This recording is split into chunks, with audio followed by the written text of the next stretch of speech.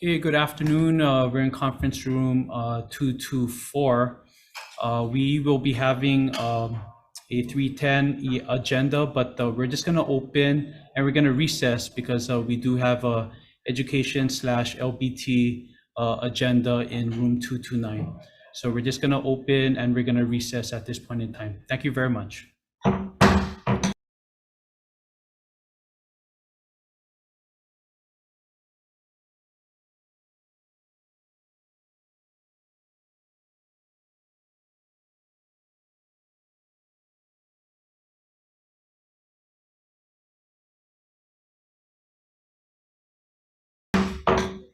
Okay, reconvening our 3:10 p.m. agenda. It's still Monday, February 5th. Okay, thank you everybody for your patience. We're gonna proceed. Okay, but before we do, just want to let everybody know in the event that things cut off due to technical difficulties, we will be reconvening on the 9th at 3:15 p.m. in conference room 224. And because of time, we'd like to limit everyone to 1 minute and 1 minute only. Okay, and it's okay to stand on your written testimony. Okay, you have my permission. Okay? Thank you very much. Okay, because we do need to get out of here by 4:30 p.m. Okay? Thank you very much, everyone. And again, thank you for your patience. Up first, Senate Bill 2286. Linked to internships, you have ELIR.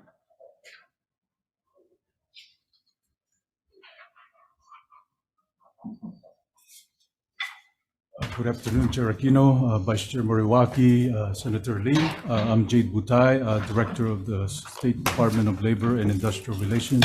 We stand on our testimony in support. Thank you. Thank you very much, Director. Up next, we have UH.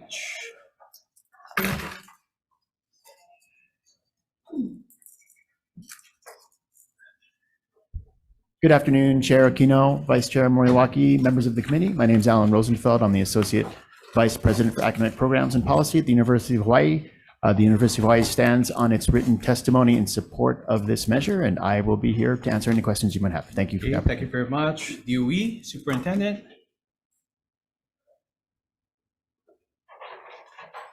Good afternoon, Chair Aquino, Vice Chair Moriwaki, and members of the committee. Tammy Chun, Deputy Superintendent, Department of Education, stands on its written testimony in support. Okay, thank you very much. Hawaii Food Industry Association. Okay. Good afternoon, Chair, Vice Chair, members of the committee. I'm Alexis Chapman for HFIA. We stand on our testimony in support. Okay, thank you very much. Kohala Coast Resort Association. Hawaii Primary Care Association. Okay. Hawaii Kids Can, all in support. Okay, members, we do have lead testimony. Hawaii Lodging and Tourism Association. Okay, I don't see Mr. Hanneman in support. Okay, Hawaii Farm Bureau. Okay. Chamber of Commerce Hawaii. Okay, lead testimony in support. Any others wishing to testify? Okay, seeing none, members, questions? Yes, I do. Vice Chair. Thank you. Labor Director, Jay.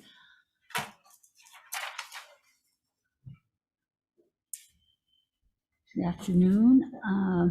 Your testimony says that you would like to amend the bill. Could you explain why? Because you're saying that your Chapter 394 already considers what is in this bill. So could you explain it, please? We've been working with the AG on the language, and they suggested those amendments, Senator. Yeah, well, you're saying that your Chapter 394 covers what's in this bill, but this bill is to use public funds for private internships, which currently is not possible unless the legislature acts to include public money is being used for these private internships. So that's the language of the law that you're saying that you already do, but you cannot do that under the current law, right? You're not supposed to use public money for private purposes. Correct. So this law is to change that to allow the state to use public funds for the private internships for the purpose of a state interest, that we can prevent the brain drain from the private sector as well as the public sector. So that's, and what you're saying is that you don't want to change that in the law, but that's what's needed for us to extend to private sector the internship program. Correct. So are you? So we're just changing amend the purpose and the appropriation by, changing the language. So the language in the bill is to change it. So you're saying that you want to change, you don't want to change it, or is it you want to change it? Because the bill itself says we're going to change it to allow it. Are you for allowing it or not allowing it? We're for allowing. Okay, so the bill itself is to allow it. So your testimony then should be you support the bill without the amendments that you propose. No, we support the bill with the amendments. The amendment would make it, you're saying that your current law allows it, but it doesn't. Right? So number one, does the current law 394 allow you to fund internships in the private sector? No. Okay, so that's why this bill was introduced, so it allows us to extend public monies to the private sector for internships. But what you're saying in your testimony is saying we already do it, so we don't need this law. But it's just the opposite. Chair, if you don't mind, let me ask Mary Clark. She's our subject matter expert. Thank you.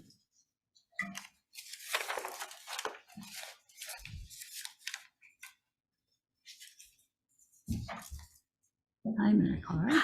Chair Aquino, Vice Chair Moriwaki, and Senator Lee, Mayor Carpilloton Freitas of the Workforce Development Division. So the amendment to our current chapter would allow for private sector internship. The current bill that amends the law. Correct. Correct. But your testimony just goes the opposite. It says you currently do it, so you don't need the amendment. That is what you're asking, to amend it, so you don't need it. So We're amending that section, line item 5, I think, of there's so the current certain bill items. amends the current law that says you cannot use public monies for private internships. That's what this bill is. But you're saying, no, we can do it, so we don't want the amendment. So just to be clear, your testimony is that you want to change the law to allow private employment and internships Correct. with our public monies. Correct. Correct, okay. So that's what this bill does. Yes. Okay, thank you. Just for clarification. Okay, thank you very much. Thank you. Director, just real briefly, the Department of Education made a request to include public high school students to participate in these internship programs outlined in Section 3. Would that be okay to add to the measure? I mean, we already have an internship program because we have 30 positions on the current Hele Imua. We already have high school students. Okay, so again, you'll be okay if we add it in the measure? Okay, thank you very much, Director. Okay, members, any other questions? Okay, seeing none, let's move on to the next measure, Senate Bill 2351, relating to workforce development.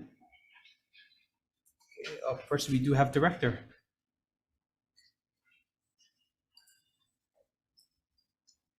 And sorry, Director, before we proceed, we did get an okay from the clerk's office to stay till 5 p.m. So I don't know if that's good news or bad news for many of you, but it's good news for us. Okay, thank you very much. Please Hello, proceed, Chair Director. Aquino, Vice Chair Moriwaki, and Senator Chris Lee. We stand on our testimony in support of this measure that amends the Workforce Development Council law to be consistent with the state budget and conforms the law to the conflict of interest provisions in the WIOA and federal regulations. Thank you. Thank you, Director. Okay, up next we have Chamber of Commerce of Hawaii. Okay, the comments, Alan Hayashi. Okay, the comments. Let's see, 2351. You have IOPSI. Okay, President Scanlon. Hmm. Hello, Chair, Vice Chair, members of the committee. Hello. Tui Scanlon, IATSC Local 665. We stand in support of 2351 and offer amendments proposing that keep section 4, subsection D, which outlines quorum, and then also section C, section 6, subsection C, which allows for the WDC's ability to negotiate contracts. We stand in a written testimony in support, available for questions. Okay, thank you very much. Okay, up next, we have Karen Miyashiro, Vice Chair, Workforce Development Council.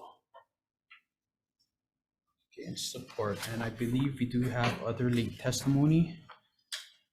Okay, from Ken Louie, Chair. Good afternoon, Chair Aquino, Vice Chair Moriaki, and members of the committee. My name is Ken Louie, Vice President of Pacific Marine and current Chair of the Workforce Development Council. Submitted written testimony, both actually in favor and in opposition to some of the elements contained in the proposed bill. In particular, I draw attention to HRS section chapter 202 and my opposition to some of the elements in the bill based on anything that would negatively impact or affect the council's ability to develop and continuously improve the workforce development system in the state. Sound of my testimony, and here to answer any questions. Okay, thank you very much. Okay. Any others wishing to testify? Senate Bill 2351. Okay, seeing none, members, questions? Yes, Mr. Louie. So could you clarify what you're saying in terms of what you oppose in this bill? Chapter 202, prohibiting employment of other personnel. Can you go through this for us? Let's see. Section 4. Section 4, I'm opposing the provision stripping the requirement of 16 members to constitute a quorum. The board currently consists of 41 members, which is always in a state of flux. And to get a quorum as per Robert's rules would be very difficult. And so the 16 members allows us to continue our business and make decisions as needed. The other provisions in the bill that I oppose is the prohibiting of employment of other personnel. Chapter 202-3, section 6, the powers of the board. Oppose the prohibiting the ability to hold hearings, prohibiting the negotiation and contracting, and the administrating of funds. I do support the conflict of interest, although I think it's duplicative to HRS 8414. So basically you're saying, so this strips the council of its actual, what you're required to do by federal law. That is correct, ma'am. Per federal law, as you mentioned, and as mirrored in state law, one of the chief duties, as mentioned in HRS 202, is the development and continuous improvement of the workforce development system in the state. And so by restricting or prohibiting those activities just described, negatively impacts our ability to do that.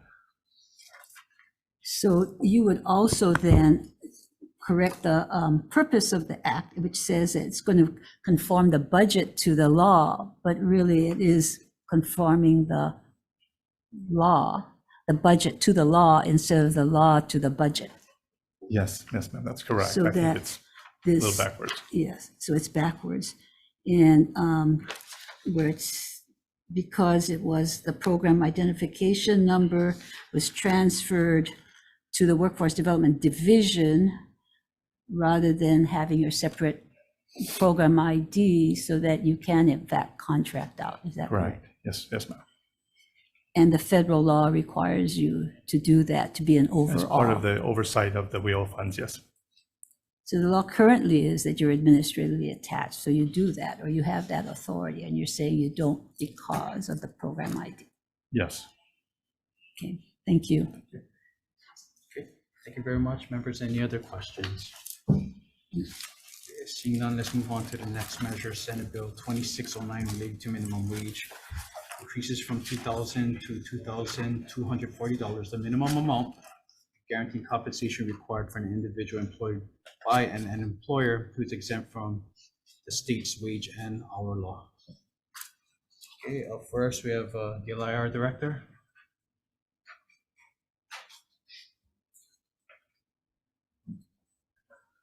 Director, and again, Chair Aquino, Vice Chair Moriwaki, and Senator Lee. We stand on our testimony in support of the intent, but prepares the contents of our bill and SB 3152 that deletes the exclusion from coverage for individuals guaranteed compensation of $2,000 or more a month from the definition of employee. Thank you. Okay, thank you, Director. Okay, up next we have Chris Caulfield, Democratic Party of Hawaii Education Caucus. Also a comment. Democratic Party of Hawaii Labor Caucus, Jason Bradshaw. Favorite comments. Chris Caulfield again. Comments. Jeffrey Robert Ramos in support. Okay, members, I do believe we've received, I don't know how many is this? 40, 50 estimated individual testimonies all in support for 2609. And members, we did receive late testimony all from individuals. Okay. All in support. Any others wishing to testify? Senate Bill 2609. Okay, seeing none. Members, questions? I do. Vice Chair. Can you come up again, Director?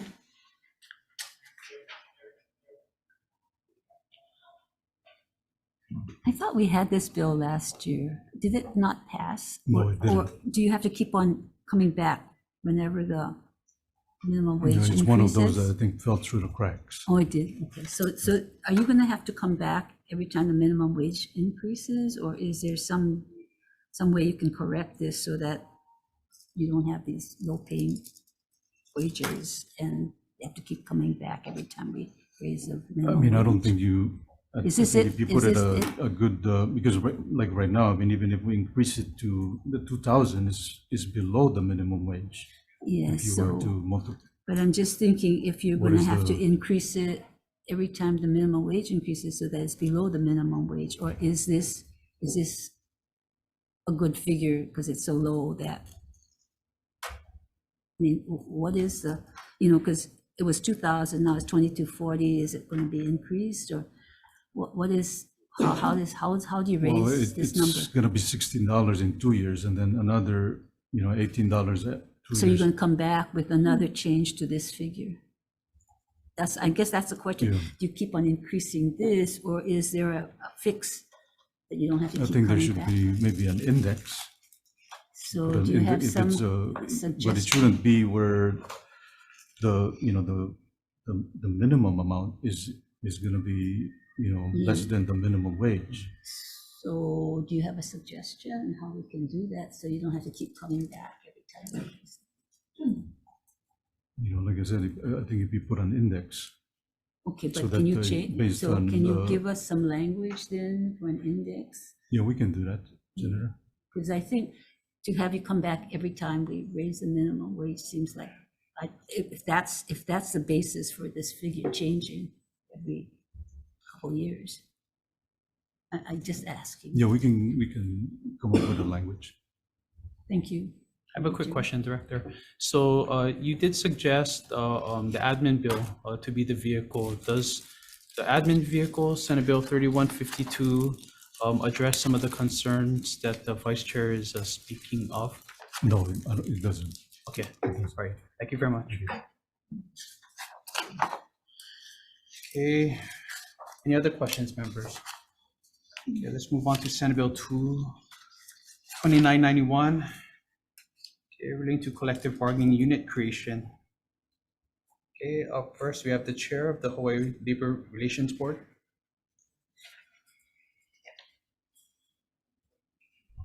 Good afternoon, Chairman Aquino, Vice Chair Moriwaki, Member Chris Lee, Board Chair Marcus Oshiro. I will stand on my written testimony. Okay, thank you very much. Yeah. Before I leave the table. He wants a No, question. no, I just want to make sure that I'll leave you some copies of the recent board decision. This is regarding the graduate students. I'm attempting to have it posted on our website, but IT people haven't been able to do it yet. But I thought it might be helpful in the deliberations. Okay, Thank you very much. okay, thank you. Okay. Members, we do have late testimony from Christian Byrne from UPA. Okay, also in support, any others wishing to testify? Senate Bill 2991. Seeing none, members, questions? Question. Vice Chair. Chair. Thank you for doing the study of bargaining units, and you know that we have many who want to split off bargaining units. We have new bargaining units that you're looking to create. And so I did do some research on bargaining unit creation. And I see that, if I have your indulgence, I may read from a committee report. Oh, please proceed, Vice Chair. Okay, thank you.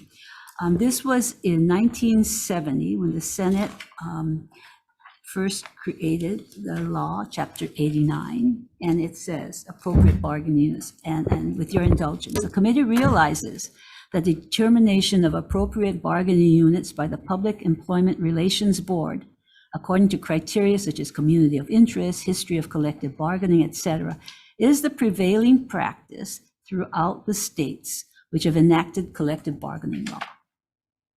A review of the effectiveness of such criteria and the inherent problems and disputes arising out of such determination shows that the creation of many bargaining units, as there are ways to interpret such criteria, results and unnecessary fragmentation makes administration efficiency impossible. For the purposes of maintaining the merit principles and the principle of equal pay for equal work, avoiding multiplicity of bargaining units which would be administratively unmanageable, and minimizing jurisdictional disputes, your committee, and this is when they made the first 13 bargaining units, your committee has, in the public interest, designated those units which shall be appropriate for the purpose of collective bargaining. The designated units are occupational categories based on existing compensation plans, the nature of work involved, and the essentiality of services provided to the public. All designated units are applicable statewide to maintain uniformity among the several counties and to discourage leapfrogging tactics among employee organizations, blah, blah, blah.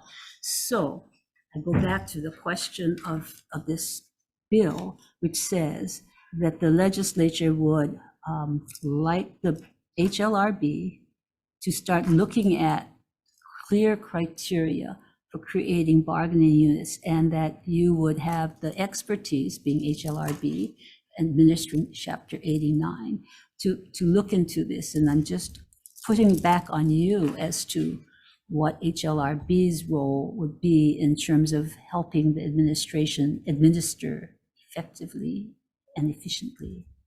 So how would you proceed? You say, oh, well, it's back to the legislature, but we're going to have all these different employee organizations wanting to have their own bargaining unit, and we cannot just keep on adding. So we need to have some criteria of what is the best way to add or not add, and have some body like HLRB, evaluate that, and looking at standards and the community of interest. So my question to you is, shouldn't this be HLRB, but if in fact you don't have the staff, would that take staff for you to do this? Because we can't keep on just saying yay or nay based on what we think might be or might not be for the administration of our employees in the best way possible. Okay. I know I'm putting you on the spot, sorry, but Oh, no, but it's no. because, you know, Yeah, I'm trying to, well, as you know, Senator, the legislature recently has enacted into law the creation of bargaining unit 14 and bargaining unit 15. And in both instances, the Hawaii Labor Relations Board was not participating in that decision. So again, I think the legislature has the collective wisdom to determine the appropriateness of a bargaining unit, given the request that comes in from the employees, but also from the several employers. I think originally in bargaining unit 14 was the water safety officers. And that's an interesting one because that was the first time, I think, over maybe 35 or 38 years that the legislature went back into the law that was created in 1970, when the original 13 bargaining units were established back in 1970, for the reasons why you cited in the conference committee report. And I think at that time, it was to create a bargaining unit for the water safety officers. And what's interesting about that is that for several years, they had sought to have their own bargaining unit. And what's also interesting is that most of those employees are with the sitting counties. So sitting county, Honolulu, Kauai, Maui, Hawaii County. I think very few, if any, are state employees. So that's one instance. And they came out, I think, bargaining unit 3. So they're already members of a bargaining unit pursuant to the law back in 1970. And then the bargaining unit 15 was created to further extract existing workers in bargaining units to create a, what was it, public safety. but okay, so we don't need a history of all the bargaining units, but the fact of the matter is that you have staff and you administer Chapter 89, is that correct? Pursuant to law, yes, we Yes. do. So Chapter 89 has among other provisions, it is bargaining units and the definition of employees and every employee in a bargaining unit. So you have the expertise. We don't have the expertise that can do that if in fact you had focused in on bargaining Well, units. I will try my best to do whatever the legislature tasked the board with. 3 board members and 6 staff that we have. So we gave you another staff, could you do it? We will try our best to do whatever you want us to do, but let me just clarify one thing as far as expertise. The Hawaii Labor Relations Board has never created a bargaining unit.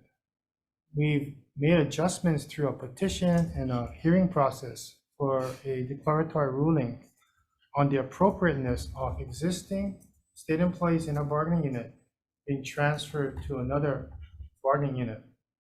And I'll give an example. I think recently a bill was put in to have some of the law enforcement investigators from the 4 different divisions, and they were coming in to create their own bargaining unit. Right? I think that was something that you guys may have heard. But they can also petition the board under the current law, current rules, to see where they might better fit. So I think they're coming out of different units to get into from bargaining unit 14 maybe to bargaining unit 15. They can do that. We have the authority and the expertise, I believe, to do that.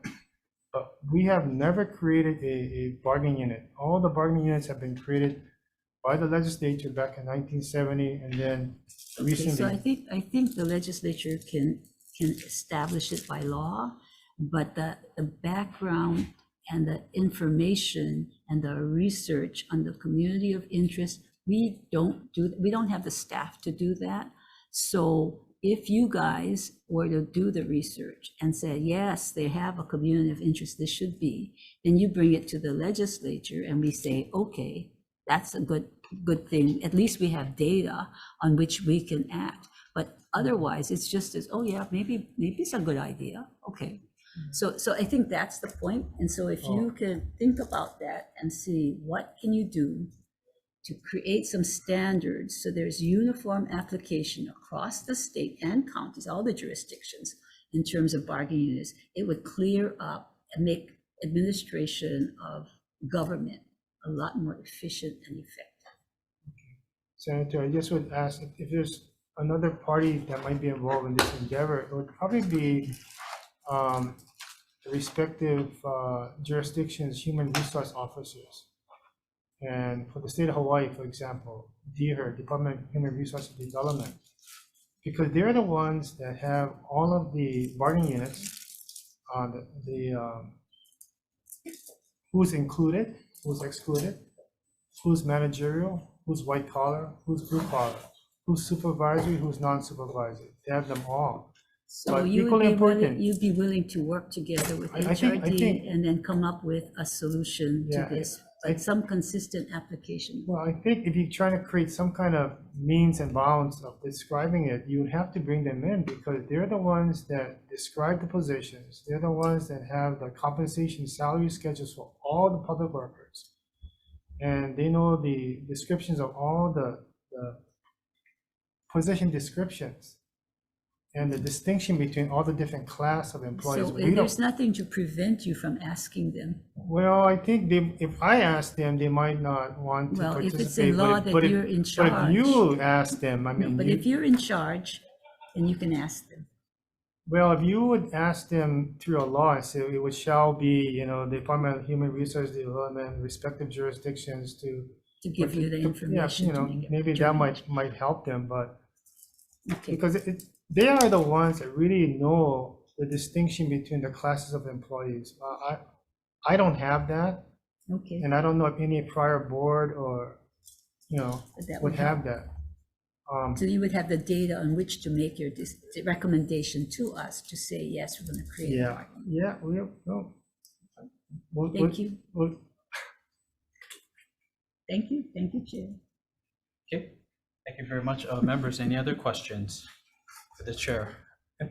One other thing, I think you invited me to make a suggestion. If that's the will of the legislature, and you want us to go to the rulemaking process, I think you need to understand the rulemaking process is not as efficient as the legislative process. The rulemaking process under Chapter 91 requires a lot of public participation and then vetting of potential rules.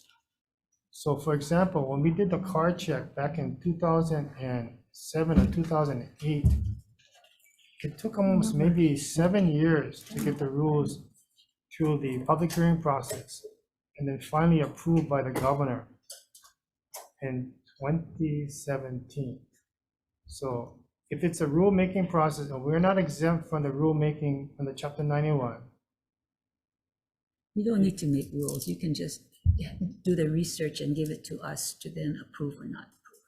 okay, well, it says making rules, so, You don't have to. Make rules. okay, well, if You don't want. I will, We can look at that, but in the interim, can you think about that and what's the Okay. most efficient way to go? Okay, thank you very much. thank you. Thank you. Members, any other questions? Yes, seeing none, let's move on to the next measure. Relating to unfair labor practices, Senate Bill 2715. Okay. You have the Attorney General's office.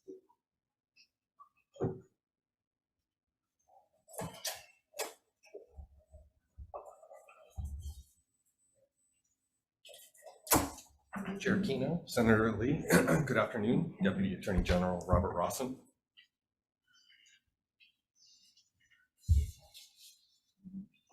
Chair, at this time, we have provided our written comments and I am available for any questions that you may have. Okay, thank you very much. Okay, up next, we have Jeffrey Robert Ramos, LW Local 142.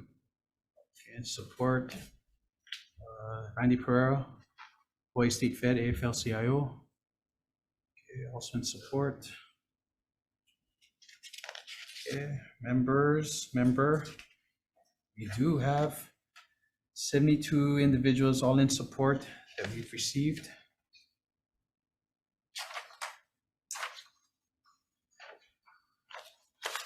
Okay, and we do have President Scandon from LLC. Chair Aquino, Senator Lee, Tui Scanlon, IATSC Local 665, stand on our written testimony and strong support available for questions. Thank you. Okay, thank you very much. Okay, again, we have about 10 to 15 late testimonies, all in support from individuals. Any others wishing to testify on Senate Bill 2715? Okay, seeing none, members, any questions? Okay, seeing none, let's move on. Senate Bill 2673 relating to insurance.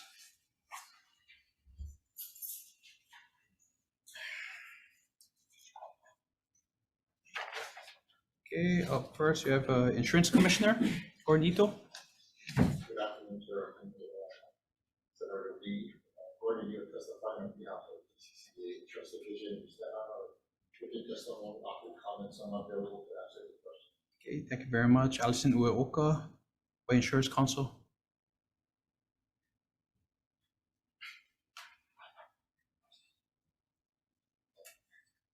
Good afternoon, Chair Aquino, Senator Lee, Allison Ueoka for Hawaii Insurers Council. I'll stand on a written comments on this bill. I just wanted to add that just this morning, bankrate.com reported that auto insurance nationwide increased sharply from 2023 with a 26% increase. And so expenditures are going up, and this bill would definitely add cost to the system. Thank you. Okay, thank you very much. Okay, up next, we have the American Property Casualty Insurance Association.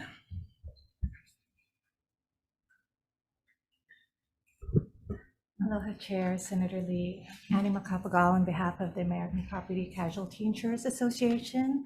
I'll echo the comments of HIC and just urge the legislature to consider whether this is the right time to increase premiums as the rates are going up. Thank you. Thank you very much. Okay, up next, you have Joe Leonardi. Okay, Jonah Carnigan. Rio Marie Fernandez. Have a lot of individuals all in support. Okay, let's see. Okay, Hawaii State Chiropractic Association.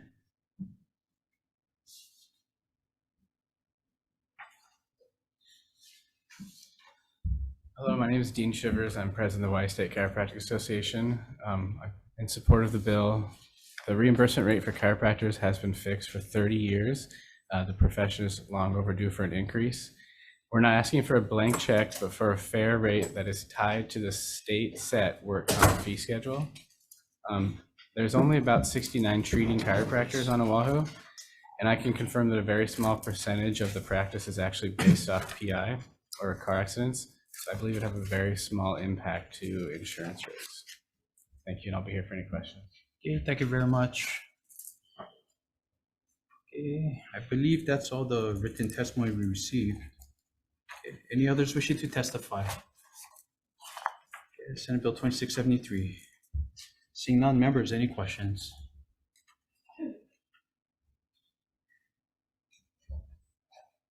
Okay, oh, go ahead. Oh, Senator Lee? Oh, no, I was just going to say, this is a bill you can really get your hands on. Oh. Maybe massage the language a little bit. Got to wake everybody up. It's so quiet in here. Well done, Senator. Okay, but members, any questions? Okay, seeing none, let's move on to the next measure. Senate Bill 2879 related to technology. Okay, up first, we have the Office of Enterprise Services, Enterprise OETS. Aloha Chair, Vice Chair, members. I'm Doug Murdoch, the Chief Information Officer for the state, and I stand on our written testimony in support of the bill. Thank you. Okay, thank you very much. Okay, up next we have HGEA. Hello, Chair, Vice Chair, Senator Luis Sebastian, HGA, setting out written testimony and strong. Okay, thank you very much. Okay, Randy Pereira, Vice State Fed, AFL-CIO. Also in opposition. Okay, we have about a good number of individuals. Okay, 14 individuals all in opposition. Okay, we do have late testimony.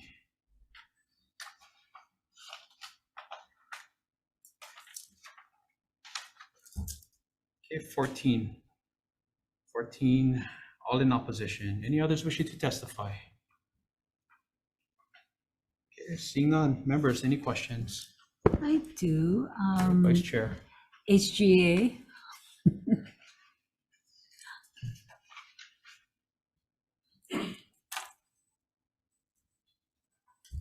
So tell me, you have to introduce yourself. Luis Sebastian, HGA. Could you tell me what I know your testimony says you're in opposition because it's traditionally these jobs are performed by civil servants, but I don't see the connection with the AI for getting us much more in tune with technology, doing our job for us. Of course, so information.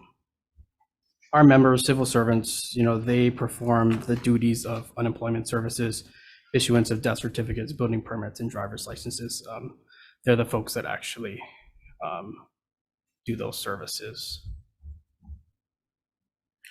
So, but if this is to provide data on all of the information that comes in, and it makes government more efficient so that your employees do less pushing paper, wouldn't that help your employees? So I would say that AI is currently very new. We don't yet understand the full impact of it. And there's a very fine line between, at least in our opinion, there's a very fine line between AI making a job more efficient and AI completely doing an employee's job. So that's why we have great concerns over this bill. Okay, so can you stay there and share my indulgence and bring OETS up as well? Okay. CIO, please. Stay right there.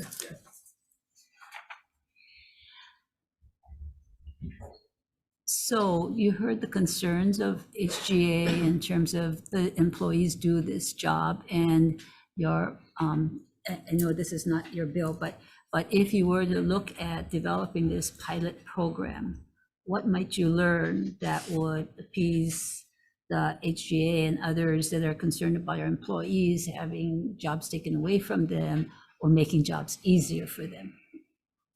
Senator, first I would say that technology is always disruptive.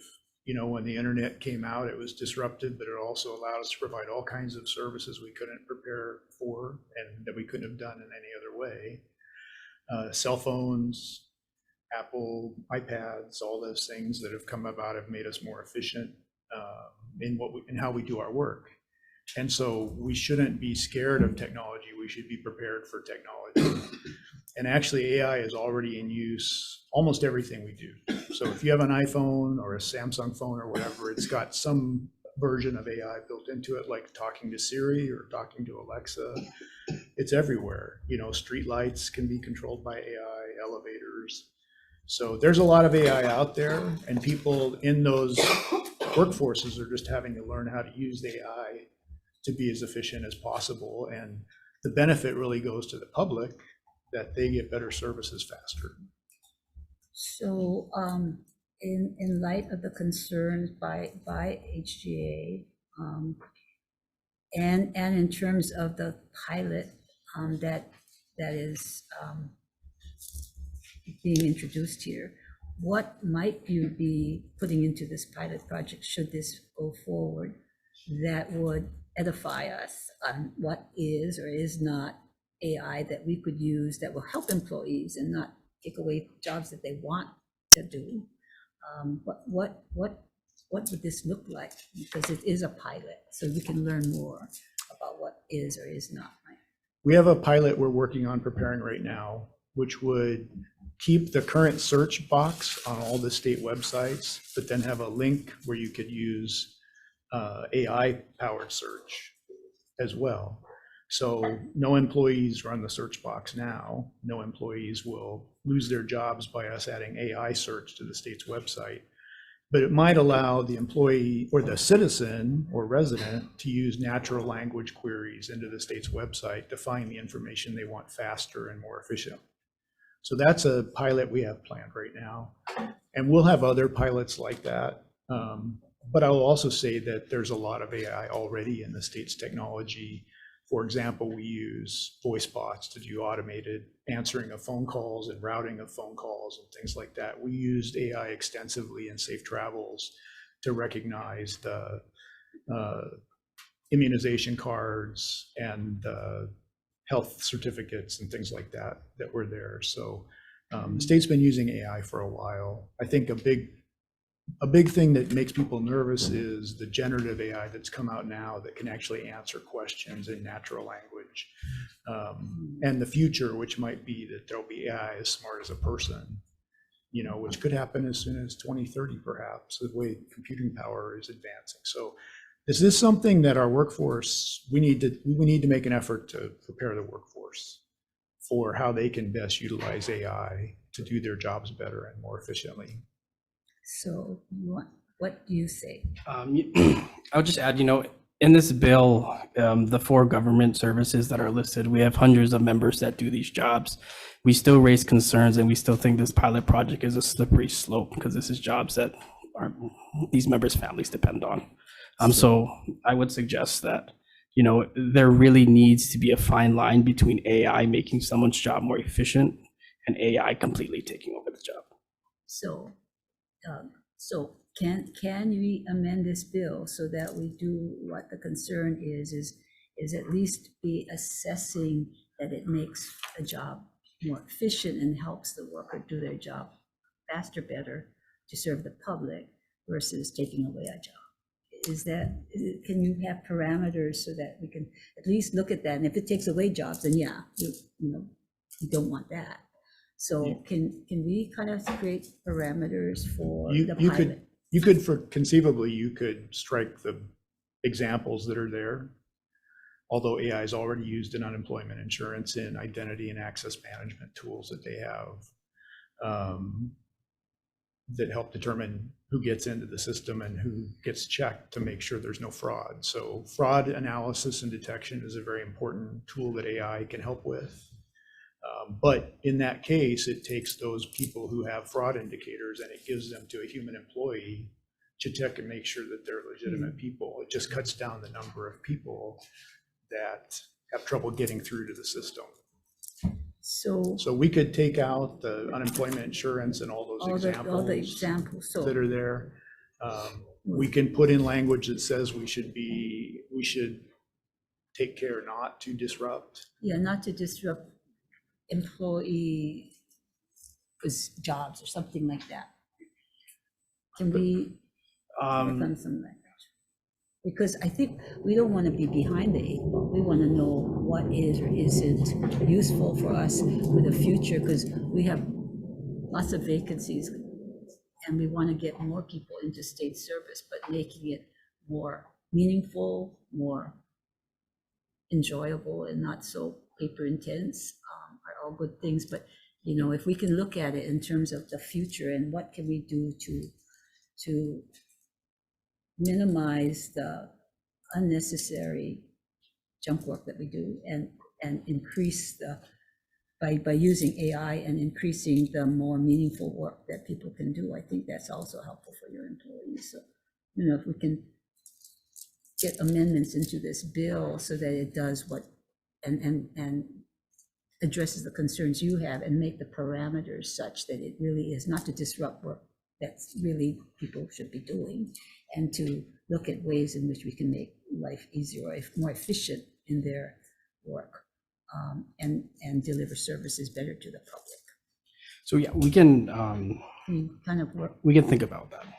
Can you work with Doug and come up with language so that we're just piloting this, so it's not going to, if we find things that that aren't going to work, and it comes out in the pilot. Yeah. So I mean, today we're still going to oppose it.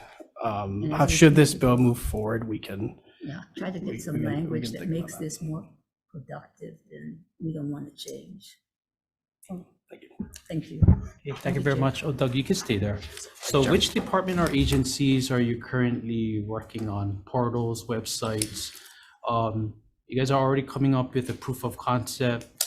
You guys are already working on a number of things. So which departments, and what's the timeline for this proof of concept, from proof of concept to possible pilot you've already alluded to? For this proof of concept to augment the search capabilities on the state's website, it will have a very short timeline. We're going to make it an option for people to use the AI search instead of the search that already exists there.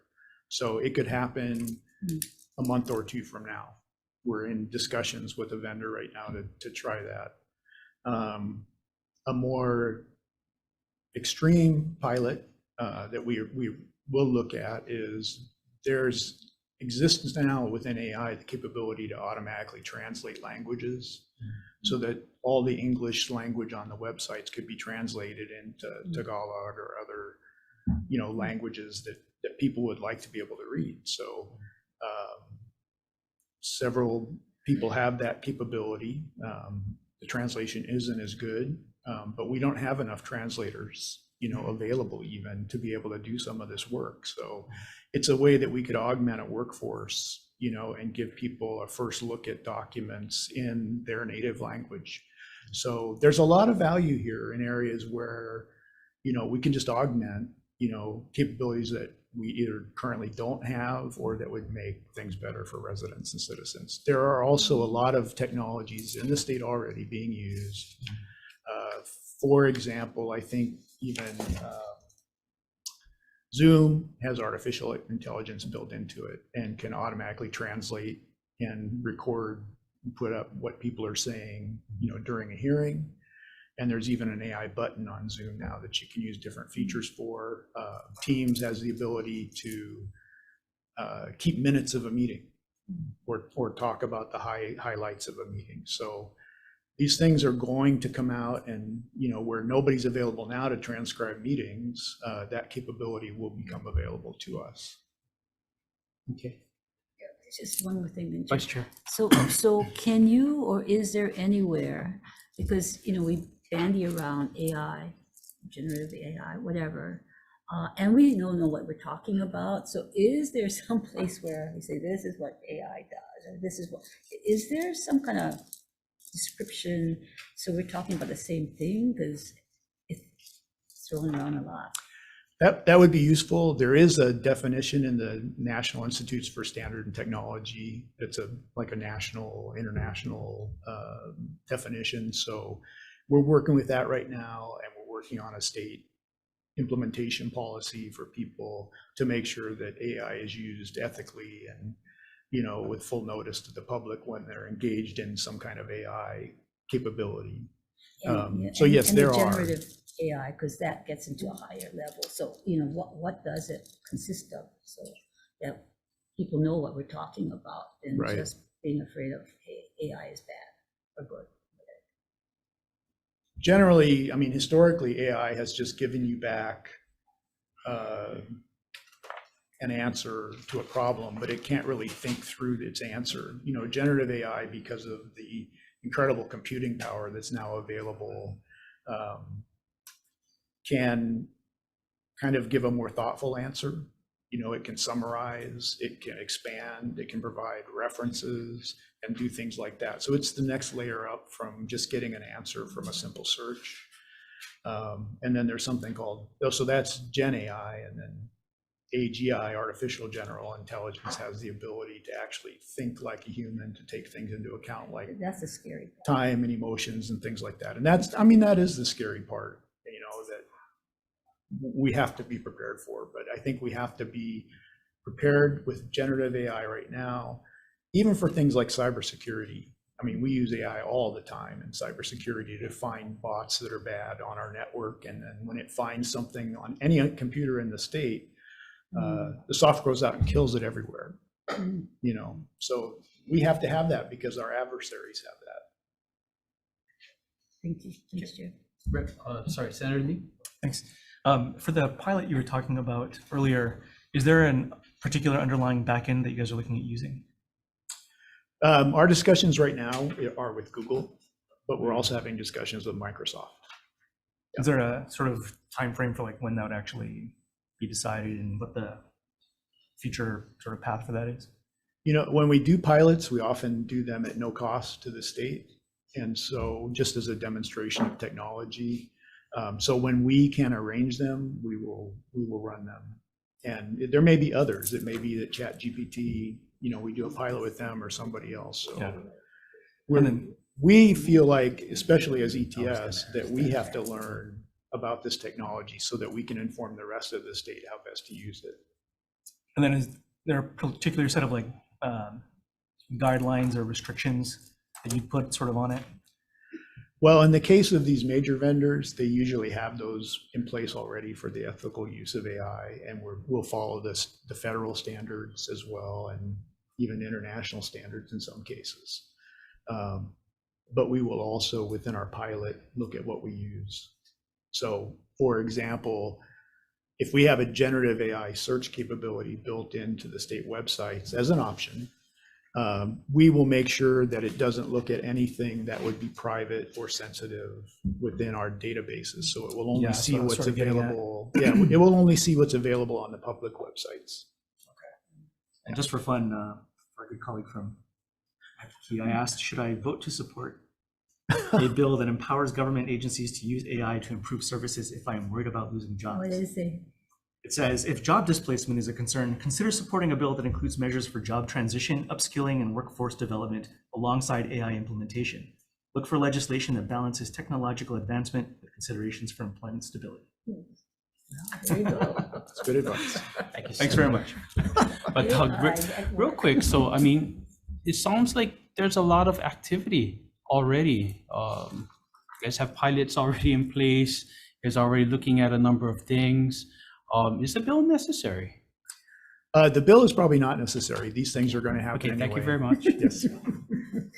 Save us money too. Yeah. All right, on to the next and last, Senate Bill 2890, related to CIP.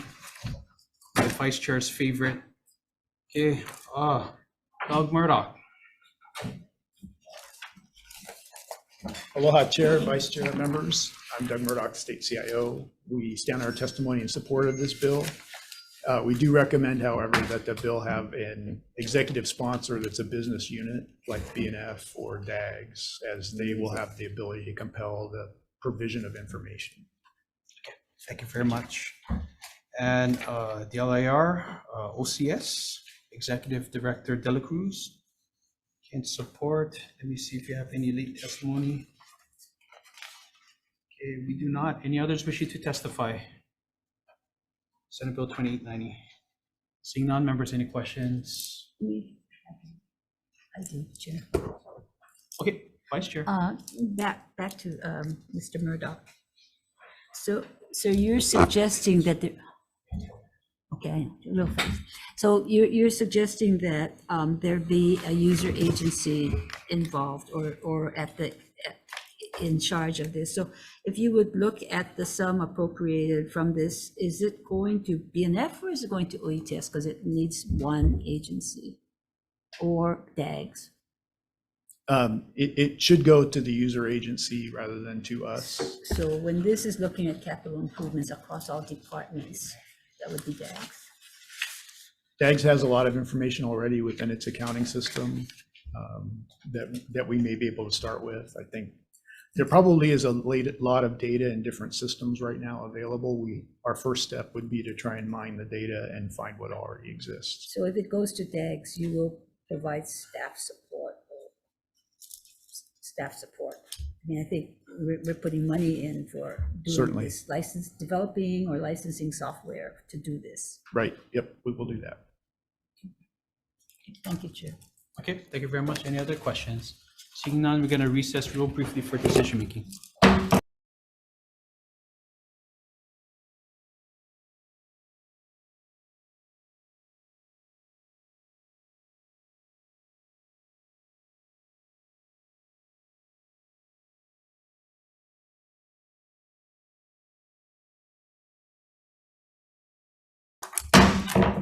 Okay, reconvening our 3:10 PM agenda for decision making.